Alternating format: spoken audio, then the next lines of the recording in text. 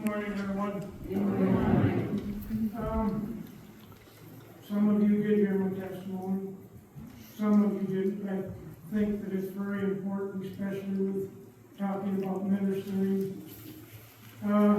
Everybody here, as we heard in the prayer request, knows somebody or personally is having very tough times.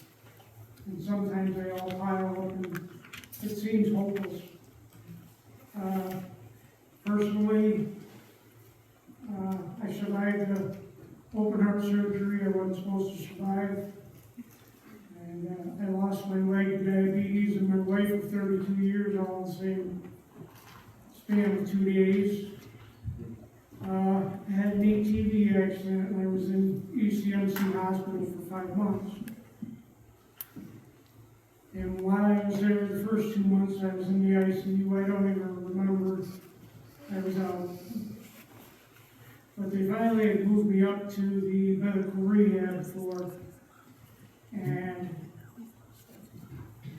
I started gung-ho, trying to do my best to get back on my feet, to get back to living, to do what I could. And the second day I was there, the nurse came in and said, everybody on the floor had the flu. And I said, well, I don't, and I had my flu shot, so I'm pretty sure I'm going to be good.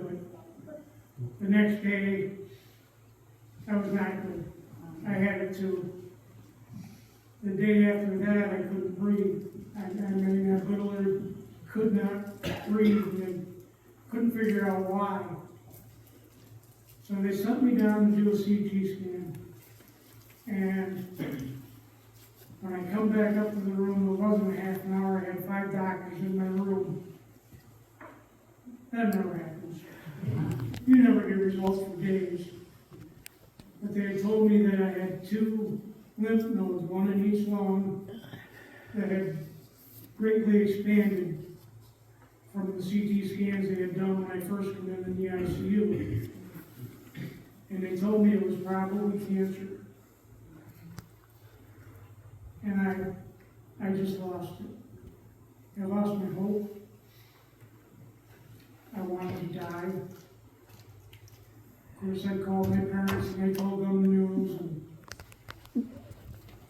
And I wouldn't take my pills. I was mean to the nurses. I wouldn't eat. I was in a bad place.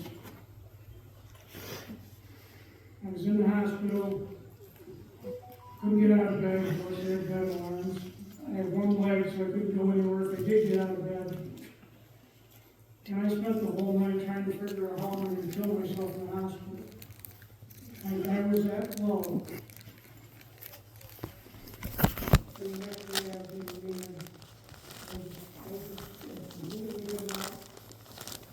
there's no reason to even try to keep going. Well, my parents called me. And my dad said that the night before he knew how upset I was.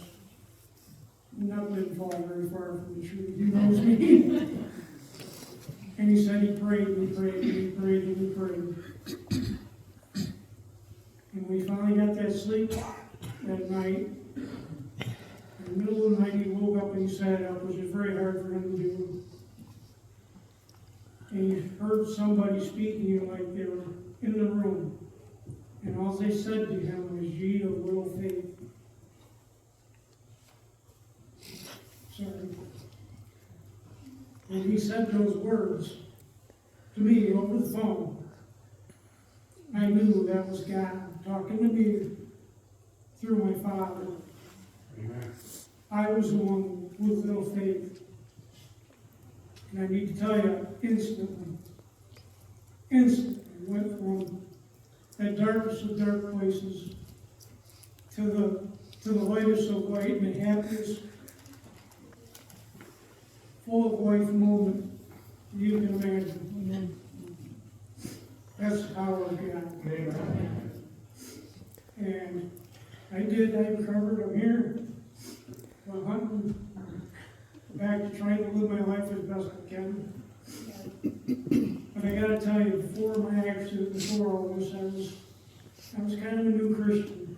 I had spent, of course, in my younger days, I was taken to church by my parents. And once school started, you get in middle school, high school, I kind of drifted away and never really went back. Before my accident, I'd asked Jesus to come back into my life. And every night I would pray, please tell me what my purpose is. I'll do whatever you ask. I'll work as hard as I can. But since my experience in the hospital, I realized that my purpose is to have faith, to believe, and trust. He'll do the rest. Amen. He'll put you on the path you need to be on. And the purpose of these wrist bracelets, I'd like you to take one if possible, if you know somebody that's suffering. We all know somebody. It may be you. But if it can help one person go from that darkest of dark to the lightest of lights, it's worth it. And Max, I know he's told me of a couple people that I think that has helped. I've had a couple personal ones that I hope the way that it was recounted to me has helped.